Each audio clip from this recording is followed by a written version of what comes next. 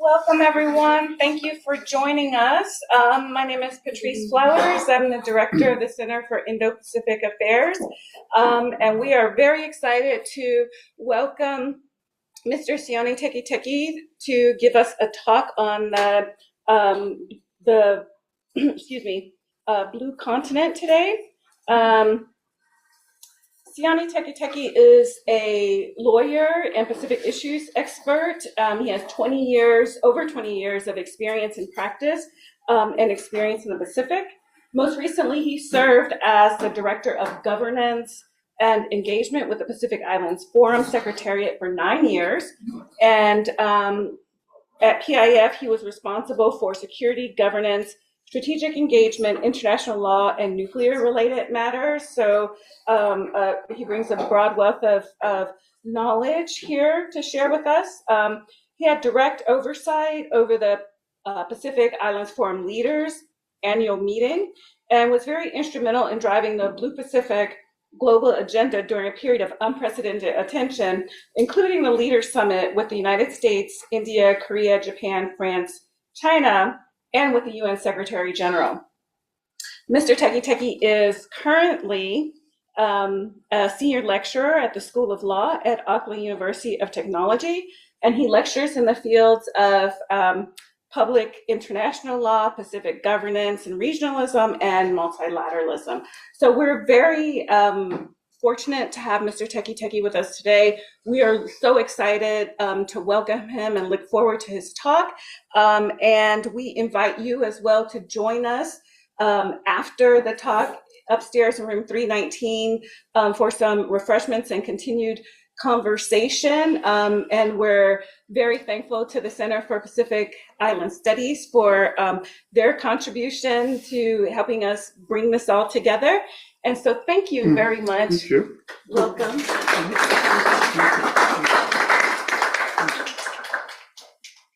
Thank you very much. Well, thank you very much for that introduction, and thank you very much, Professor Flowers, for the kind words. I'm more accustomed in my former role to traversing the corridors, trying to get outcome statements than I am speaking in front of a crowd.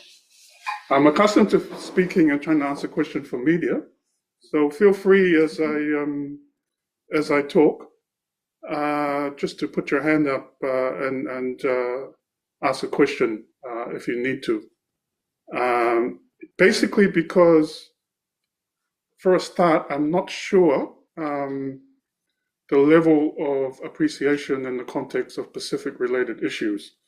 So if I do say things that you're not familiar with, please do let me know, because a couple of times in the talk, I will probably say a couple of things where I take the assumption that that you are versed in some of the issues. So please, by all means,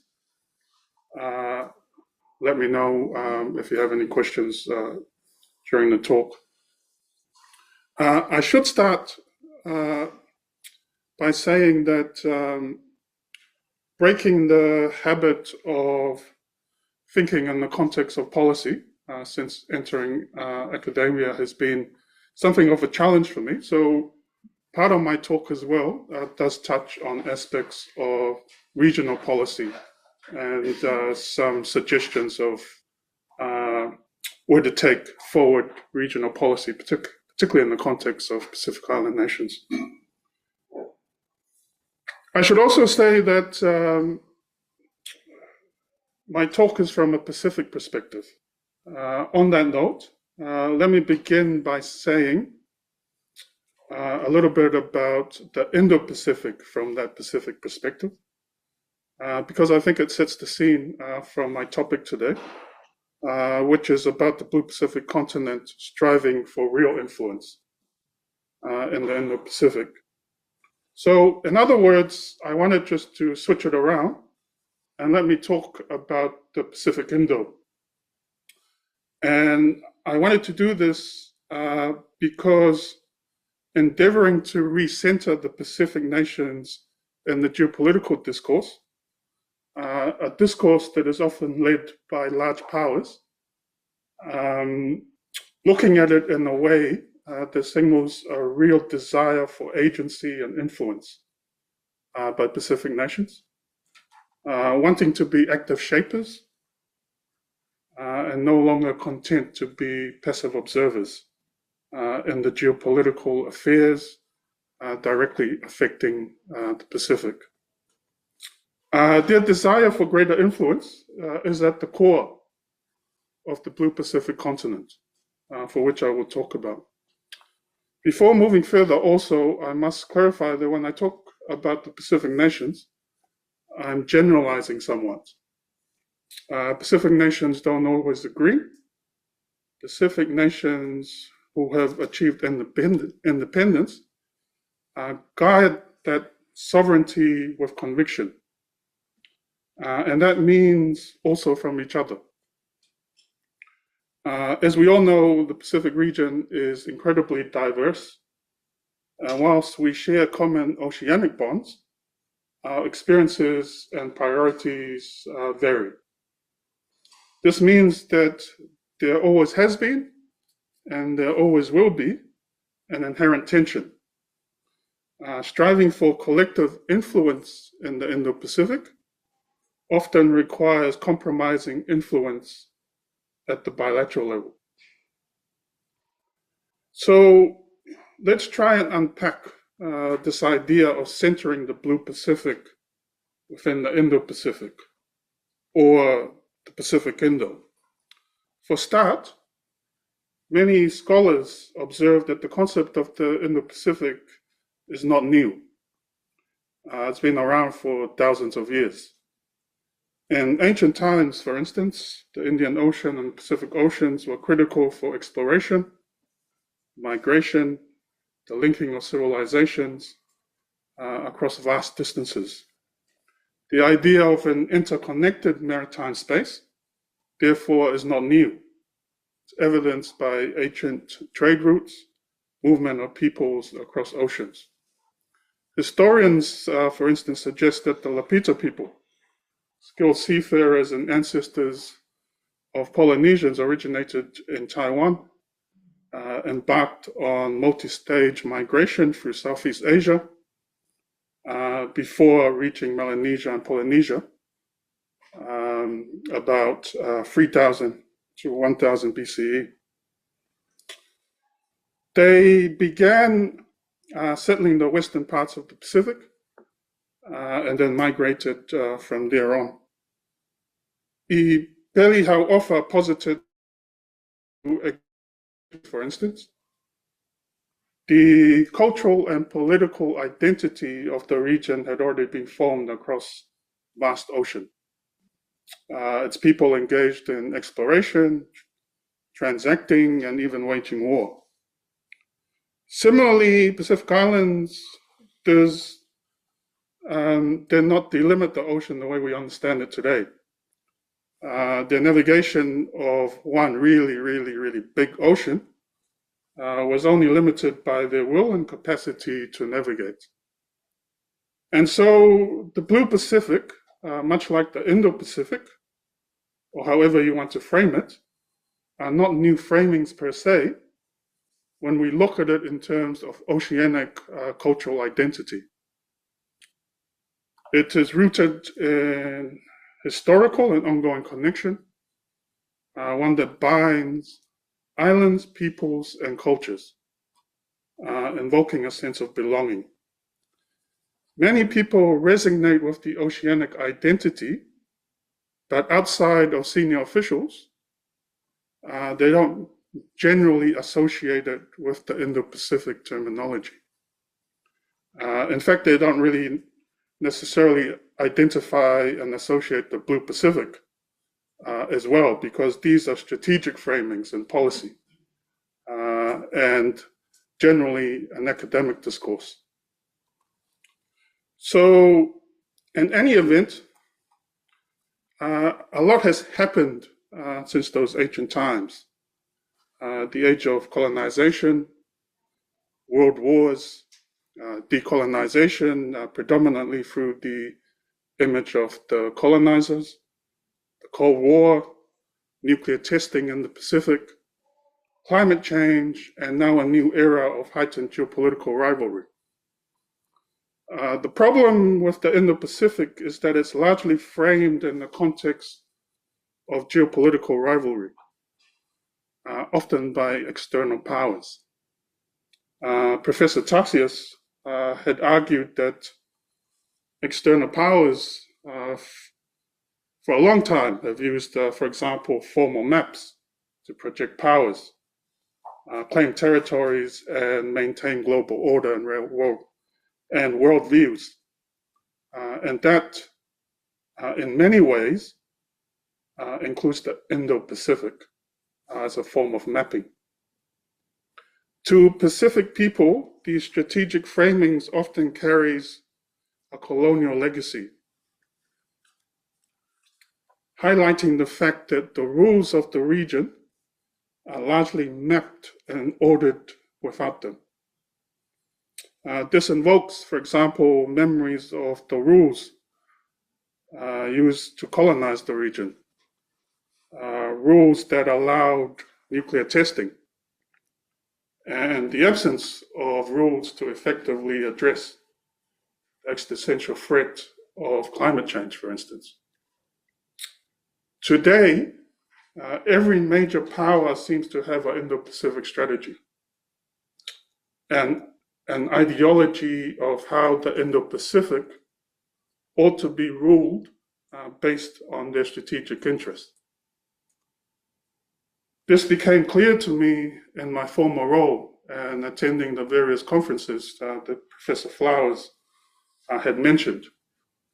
There's so many different Indo-Pacific framings, some very strategically forthright, others strategically ambiguous, all very, very confusing at the policy level, but all have hidden agendas behind these framings. Many Western powers frame the Indo-Pacific within a liberal, rules-based order and emphasize the maintenance of the status quo, democratic values, and the strategic denial of a rising superpower in China. In contrast, others in the global South frame the Indo-Pacific in that it should exist within a multipolar world, embedded on the values of non-interference, whilst others yet frame the Indo-Pacific around an international rules-based order founded on the UN Charter and international law, for instance. The problem, however, is that as geopolitical tensions heighten, the international rules-based order appears to be eroding. And this is a trend evidenced by increasing posturing, global conflicts, trade wars, and intensifying ideological and cultural battles. For many Pacific leaders, they take this issue with the pre-existing framing.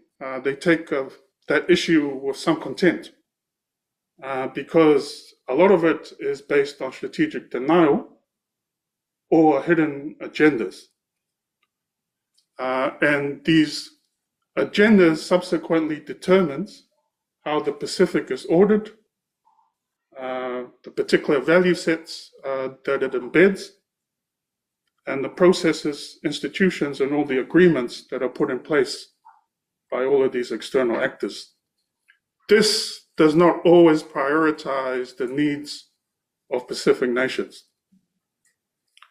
So the Blue Pacific narrative, later framed as the Blue Pacific continent, or simultaneously used, emerged out of Pacific nations' desire for greater agency, at the time primarily focused around climate agency. And it was during a time when the Pacific Islands Forum, which is a membership group of Pacific nations, including Australia and New Zealand, was trying to reinvent itself, following harsh criticisms about its growing irrelevance. Being involved in the conceptualization of the Blue Pacific at the time, it is first and foremost an inward-facing call to action. It is the reassertion of the value of Pacific regionalism through recognition of shared values, common problems, and collective agency. It is a narrative for Pacific nations to act collectively together for the good of all and not just a few. The Blue Pacific narrative in 2022 was also translated to the strategy for the Blue Pacific continent, which highlighted the specific needs of Pacific nations, addressing 7 key thematic areas. Professor Transform Akira, one of the region's leading political minds, recently remarked that what Pacific nations really want is more choices to address their development challenges. And I quote here, in his words, to be held to ransom by the strategic interest of a narrow and small grouping of countries is largely unfair as we seek to explore newer relationships and partnerships. Given the time that we are in, the Blue Pacific is increasingly framed through the lens of geopolitical competition, where Pacific nations are represented as having strategic agency, or also framed as strategic price setters who can play the great powers against each other. At least this is what you would read in a lot of the mainstream analysis. Similarly, there's this idea that if US cannot cater for the needs of Pacific nations, that Pacific nations would automatically turn to China. These are zero-sum assumptions, and these are prevalent in public policy analysis. Whilst there's some truth to this, in my view, it's an oversimplification for 2 reasons. One, it assumes that Pacific nations only have 2 choices, US or China, and that it's an either-or scenario. Secondly, Pacific nations have structural dependencies, be it aid, development, etc. And given their climate realities, these dilute their political economy. So let me just touch on some of these internal and external vulnerabilities. The challenge then, and the key question, is how Pacific nations balance the forces of external geopolitical competition with the urgent need to address the inherent vulnerabilities while not being drawn into the geopolitics. In other words, how can Pacific nations assert agency without being caught in the middle and be forced to choose? This is extremely difficult for Pacific nations given their deep vulnerabilities, not just because of external threats and challenges, but because they have their own internal challenges as well. Whilst climate change is widely acknowledged as an existential threat for Pacific nations vulnerabilities run much deeper. Their colonial legacy, their economic dependency, and the weaknesses of their governance structures exacerbate Pacific nations' exposure to both internal and external pressures. Many Pacific nations struggle, for example, with corruption, rising transnational crime, as well as political instability, weak institutions and oversight mechanisms. And these undermine their ability to implement and realize cohesive strategies. For example, such as the 2050 strategy for the Blue Pacific continent, as well as their own national development frameworks. These multifaceted vulnerabilities make it extremely difficult for Pacific nations to present a unified and united front in the face of external geopolitical pressures. This harsh reality thus creates a paradox. The more Pacific nations seek to assert their influence through exercising independence and the right to choose new partnerships, the more traditional partners will look to embed their influence through more aid, which has become increasingly transactional in recent years. We are seeing this in the region through the increased securitization and militarization of the Pacific, as well as the bilateral agreements where aid is provided in return for exclusive security rights. And when we think about security in today's world, we must think of it in the context of the full spectrum of strategic competition, which spans cyber, space, information, economic, environmental, cultural, health, education, even ideological influences. All is fair game for global power, control, and influence. Even climate change, for instance, risks being weaponized as a geopolitical tool. As rising seas and climate migration increase Pacific vulnerabilities, external actors can use climate aid and infrastructure promises to assert leverage.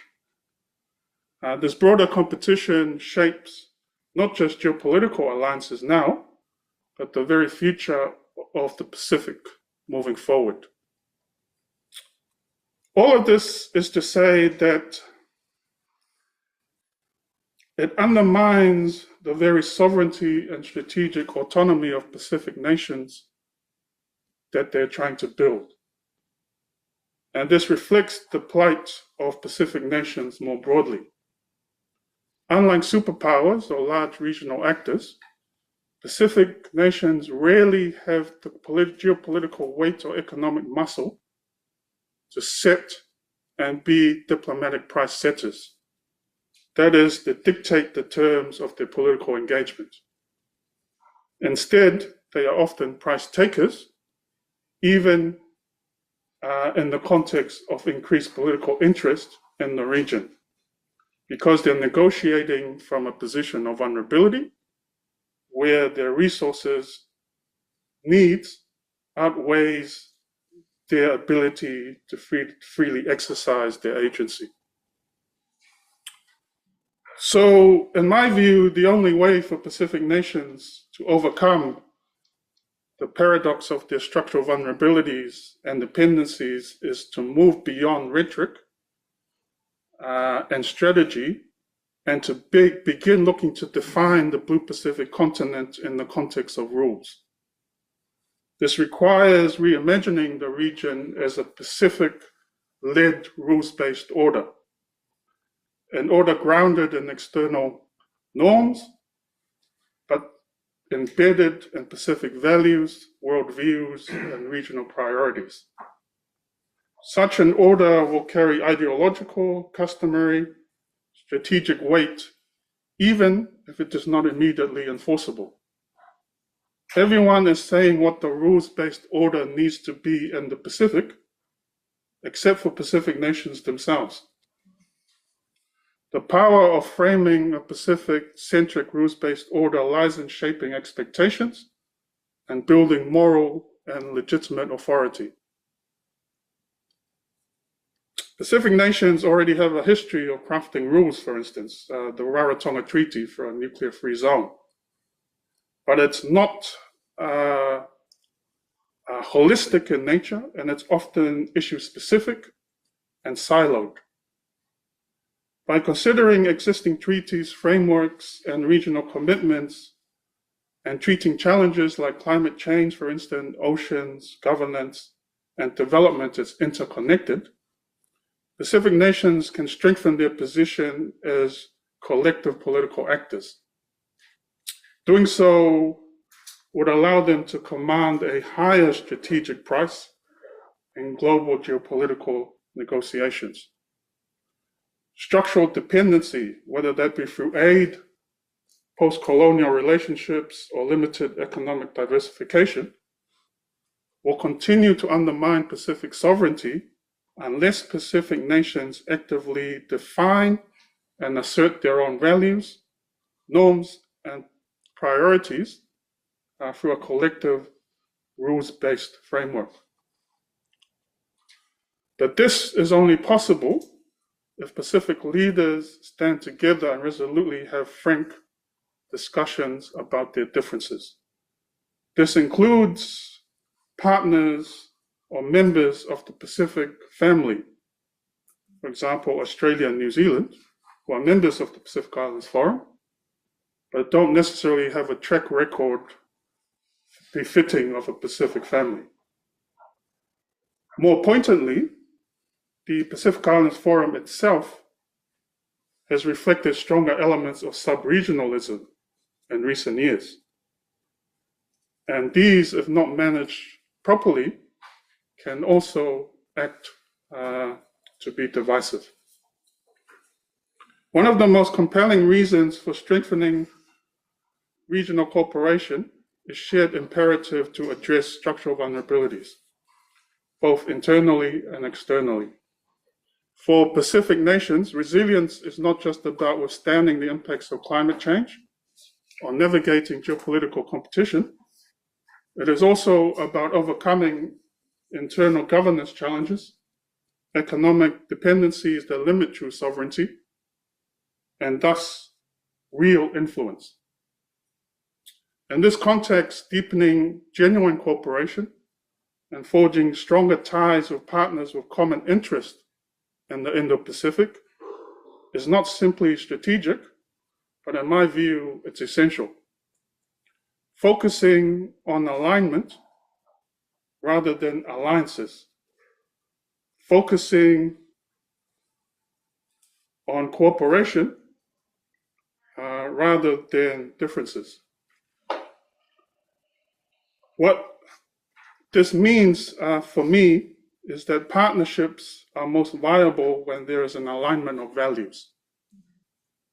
And what I refer to, and you would have noted from the abstract, like valued partners, which is a bit of a play on like-minded partners. So, for example, the ASEAN Way and the Pacific Way both emphasize consensus-based decision-making. They both emphasize non-interference, respect for sovereignty, relational diplomacy rooted in cultural traditions and history. And I have alluded to this in the beginning of my remarks when I talked about the ancestral linkages. These shared values offer a firm foundation on which to articulate mutually enforceable rules for the Indo-Pacific, grounded in mutual respect, cultural affinity, rather than strategic coercion and transactional diplomacy. And these would have a flow-on effect on building economic resilience, and over time could reduce dependency and external financing. Maritime security cooperation could focus on safeguarding EEZs, fisheries, undersea cable infrastructure, for example. Even joint ventures in digital governance and green energy could be explored as the partnership matures. So let me just conclude with a summary going from rhetoric to rules to resilience. The Blue Pacific continent should no longer just be a compelling narrative and must steadily now be a shared vision for a resilient, values-driven regional order. To realize its full potential, it must evolve into a coherent and credible rules-based system, one that draws the strength of Pacific values and traditions.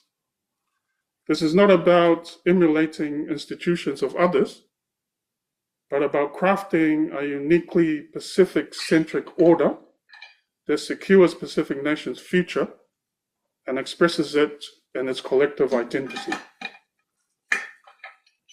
The process begins, in my view, by addressing the long-standing internal vulnerabilities, strengthening internal governance systems, restoring public trust, strengthening institutions. Regionalism can only succeed if built upon national resilience. At the same time, cooperation among specific nations must mature. And as I said before, they must have honest discussions about how to work together, or their fate is sealed. Strategic autonomy, too, must be reimagined, not as isolation, but as alignment to like-valued partners, where Pacific nations' agency is not withered down. ASEAN, in my view, offers a natural counterpart to reinforce mutual and common rules. These values are very similar to the Pacific and Pacific nations in the context that they're rooted in non-interference. It's about consensus and regional balance, not about picking sides, but learning to live in a region of geopolitical rivalry.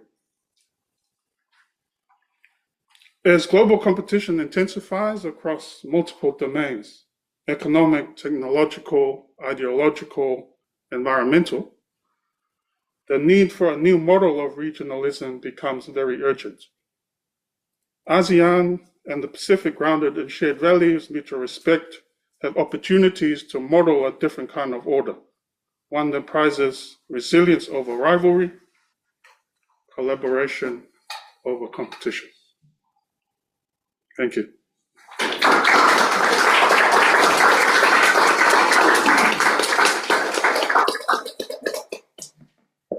So we'll move into our Q&A session, and we have quite a large online audience as well. So I'll field questions from our online audience, and but we'll start here in the room if there are questions.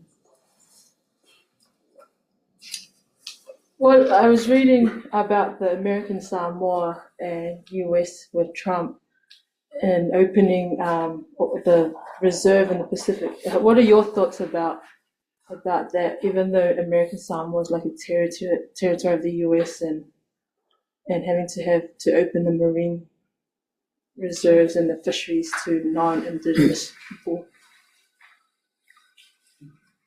I was interested. I mean, I know the story you're referring to. I was interested in the backstory behind that story. So, for example, I think the story was saying that it was very much driven by the local community in the context that they wanted to exercise customary fishing rights. I don't know whether the accuracy of that, but I did take note that officials from the administration were there in the White House to sign the agreement. I think there's value in conservation, but I had assumed that conservation also means that you still enjoy customary rights, and I could be wrong. But I think there are big risks in the context of opening it up for commercial fishing, and I suspect that includes long line fishing and things like that. So that in itself is, in my view, it's always a difficult assessment to try and balance economics against conservation. Countries have different ways of doing it. But on that issue, it'll be good to understand a little bit more, because I don't know what the facts are. But I suspect probably at the community level, there's probably different opinions. But I'm not seeing that in mainstream media. I'll say that much.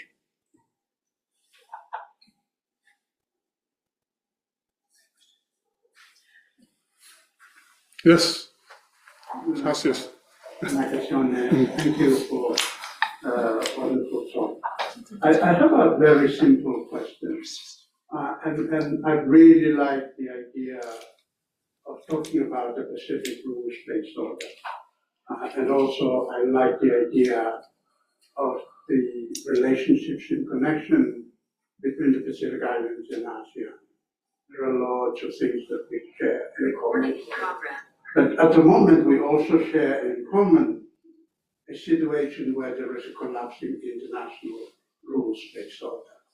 So how do we create an ASEAN or a Pacific rules-based order in a context of a global collapsing international rules-based order?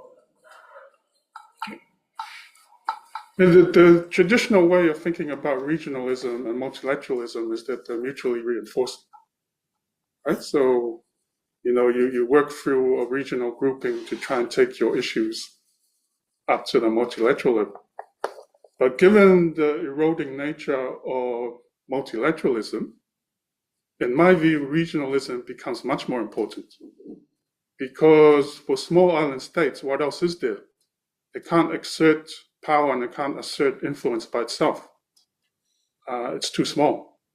And even if we say that we're large ocean states, in tangible, real power context, that doesn't really mean anything. It's a narrative.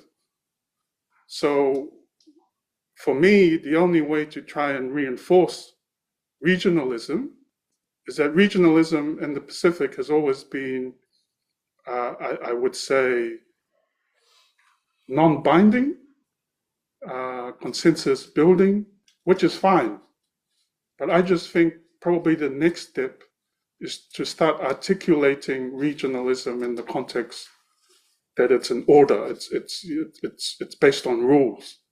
Even that narrative itself takes it away from what currently is at the moment.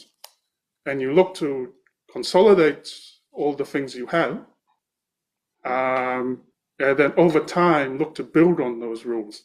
But it's also, if you think about it, a way to think about leveraging and bargaining.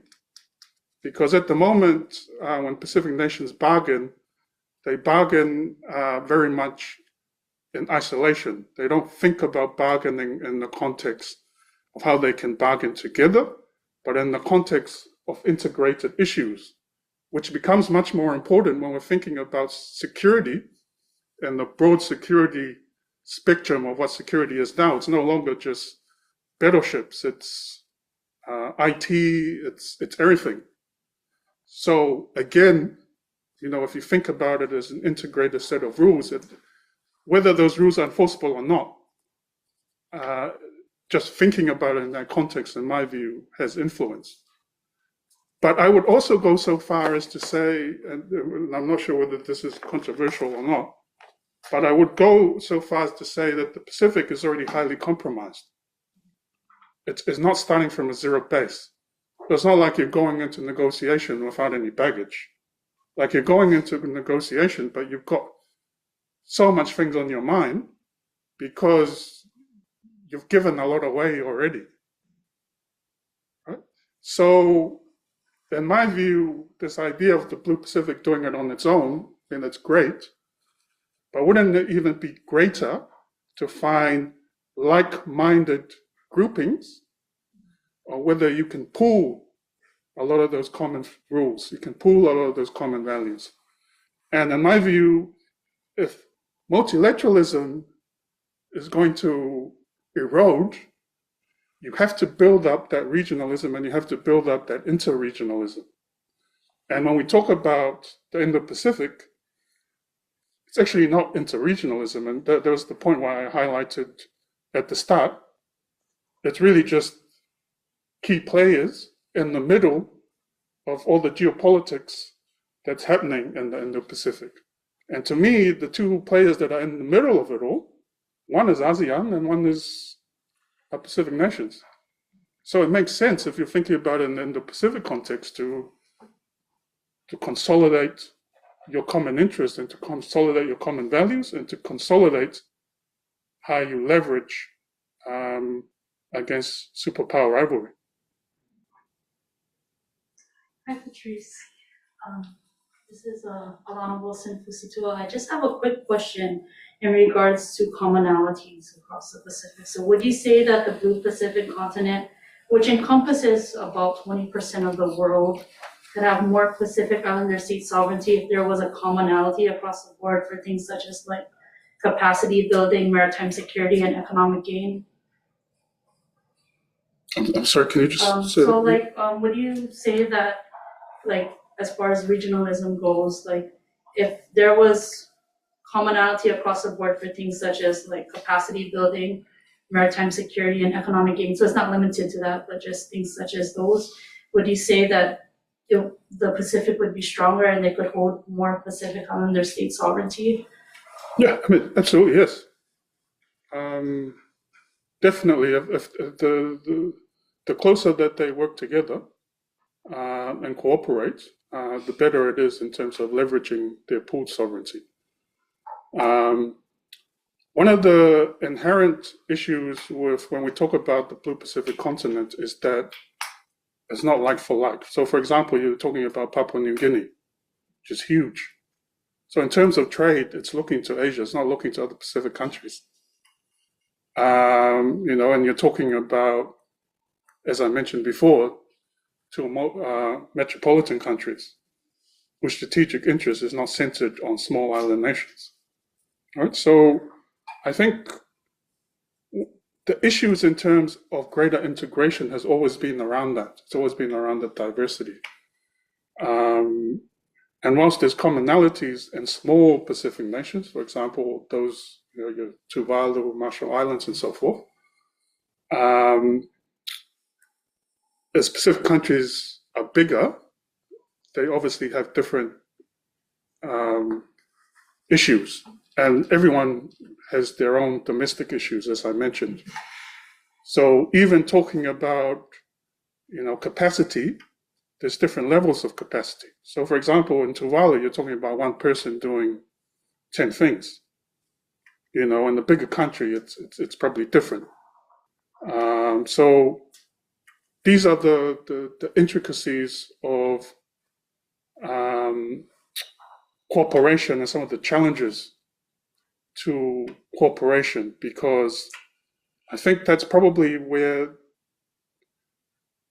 in terms of comparison, ASEAN is probably a bit different to the Pacific, because the Pacific is much more diverse. And as I mentioned before, in my view, they're much more compromised because of that. Thank you. We have a few questions from our online audience. So the first question is, how are like-valued nations identified? How are like-valued nations identified, and which partnerships have been the most effective for advancing Pacific regional interests? When I talk about like-valued nations, I don't think that's something that's really been written about. I mean, it's like I said, I've just played on the word of like-minded nations. But the reason why, and the focus of those values is focused, when I look at it, it's focused on geopolitical values. It's not necessarily other values. But if you look at the geopolitical values, particularly if you look at it in the context of the Indo-Pacific, there's different schools of thought. There's one school of thought that you need to strengthen multilateralism. Well, that's really not happening at the moment. It's eroding. There's a school of thought that rules-based order needs to be anchored in U.S. primacy. But as I mentioned before, for Pacific nations, their strategic leverage rests in being in the middle, not take sides, but they have inherent challenges. And that may force them to take sides. And the only way to strengthen not taking sides is to look at other like-valued partners who have similar values in the geopolitical space, non-interference, not taking sides. And the more like-minded partners you can build, the more ground you have to stay on. I mean, to stand on. So that was the idea behind that. Other questions from the room? I was curious how such a rules-based order for Oceania would work given some like complex divides based on colonial histories, like for example, like Kanaki and French Polynesia are still colonized by France, which, right, France is always going to be in the room in some way.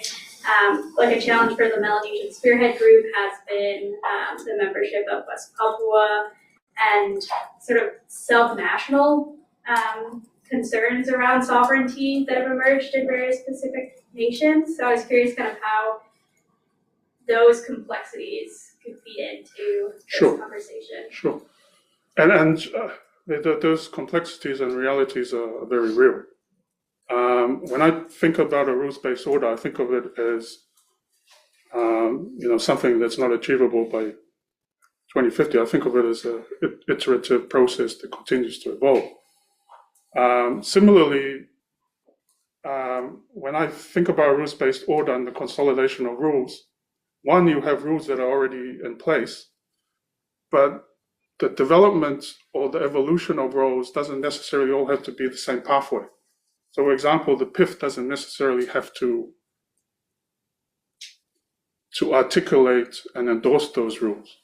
It could start off just being free countries, for example, and then that might be a pathway towards sub-regionalism. And then from there, it becomes anchored. I mean, take, for example, the Rarotonga Treaty. Marshall Islands just signed that, I think it was just a couple of months ago? And the Rarotonga Treaty has been around for a long time, I think 1985. So when I talk about a rules-based order, I don't mean it in the sense, this is it. I talk about it in the context that there's different pathways to it. But at the very least, we need to start thinking about, because we've framed ourselves as the Blue Pacific continent. So the next question is, if you framed yourself as the Blue Pacific continent, what's the next step? Otherwise, it just becomes a narrative, right? So the next step is trying to think about it in the context of rules.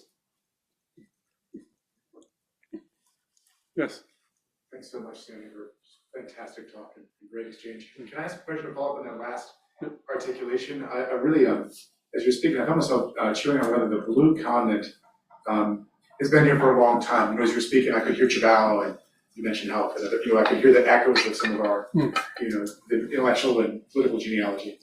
Has the blue continent been here, and just now it's coming into view, rising up out of the ocean? Or has the blue continent emerged now as a new framework that is distinct and resting on prior foundations, but represents a transformation or a change? Whereas the blue continent now coming into articulation as something possible, but we don't quite know what it's going to be yet, and it will be the rule sets that our regional leaders, Transform, whoever, are carrying forward. I think this is one of the most interesting features of the wonderful talk you gave today, this sort of tension between, well, we've actually had a lot of blue continenting for a long time, or now something's coming into view and there's a new way of talking about things that are in motion, or not there yet actually, but there will be a blue continent, and wait till we roar.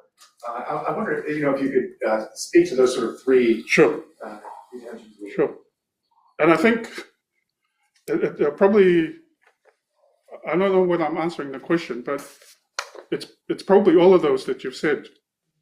And apologies if that makes it more confusing. But for example, I think for Pacific people, the blue continent has always been there. They've just never understood it in the context of the terminology, Blue Pacific continent. They understand it in the context of culture, in the context of ancestry. Similarly, the Blue Pacific continent, for it to mean more than just a strategic narrative, you need to start defining it in the context of a strategic narrative. And similarly, in the context of tangible outcomes, you need to start defining it in the context of some concrete rules, whether that's through sub-regional agreements or collective agreements or so forth. So the reason I articulate it that way is because when I was talking about the Blue Pacific, I was saying that the Blue Pacific, first and foremost, was an internal calling. It was actually just trying to get the membership to see the value again, right? And then it projected to being a strategic narrative. And it's a similar thing here, because there's a cultural aspect to the Blue Pacific continent, there's an inspirational aspect to it, there's a normative aspect, and there needs to be a legal aspect. So I think it's all of it, if it makes sense. Yes. Thank you for the talk, wonderful talk. I just sort of want to question you. Obviously raised examples of successful regionalism around issues coming to mind, Rarotonga Treaty being one of them, making parties to the Nauru Agreement, another, drift net fishing, those sorts of things. I wondered if you had, in thinking through all those different examples, some of them represented particularly good models for the kind of Pacific rules-based order that you were sort of coming to think with, and if there were others that represented maybe examples that we should steer away from.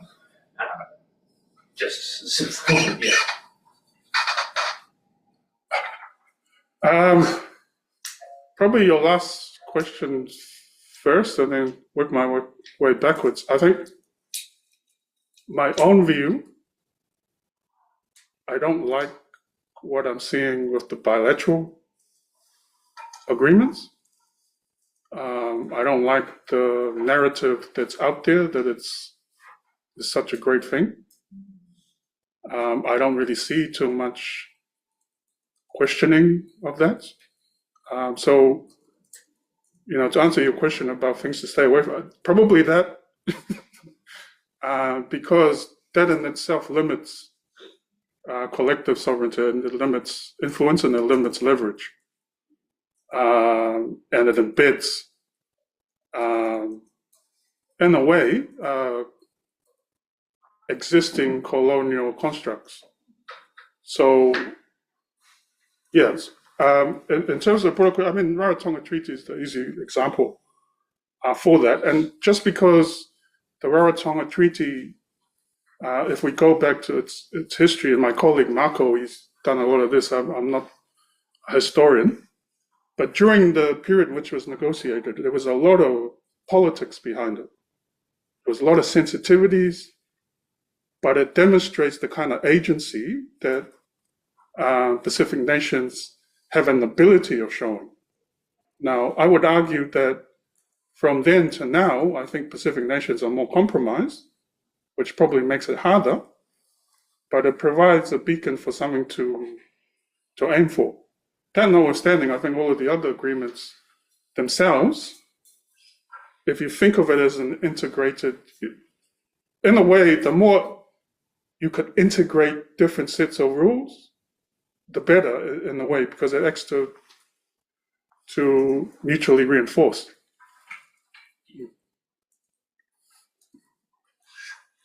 I have another question from the online audience, and I think this one is much more geared towards the practical impact that such a grouping could have.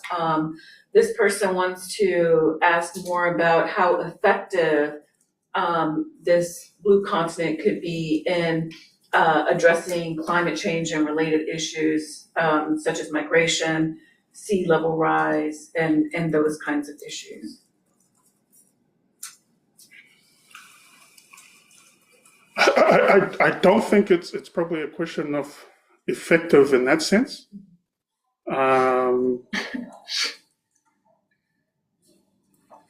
But what it will do is that hopefully it will start getting Pacific nations as individual states to start thinking about how they can work together on these issues, such as migration, climate mobility, and so forth.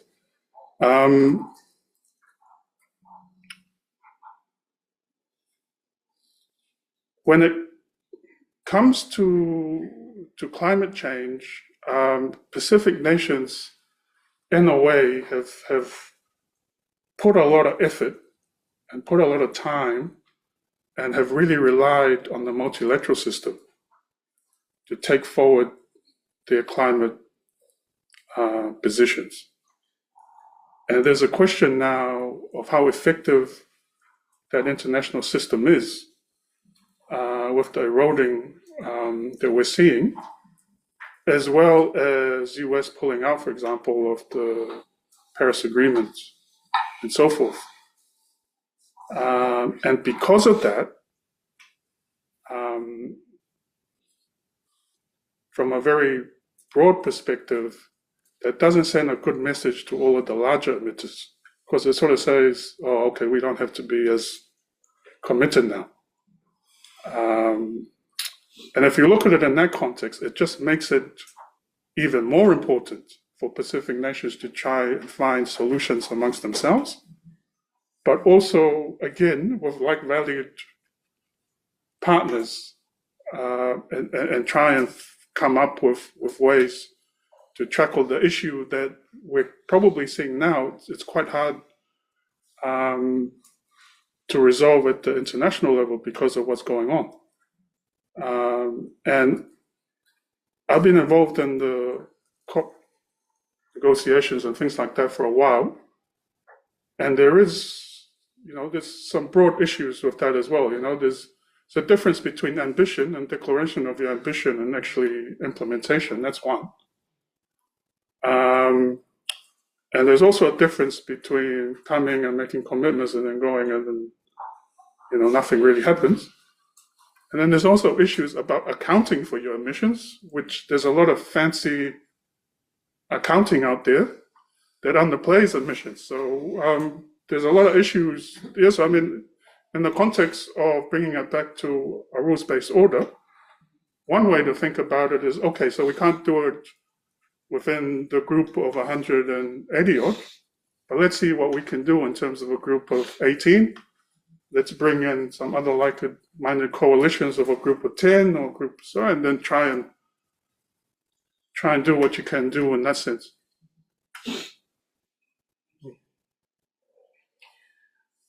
Okay, we are just about at 4 p.m.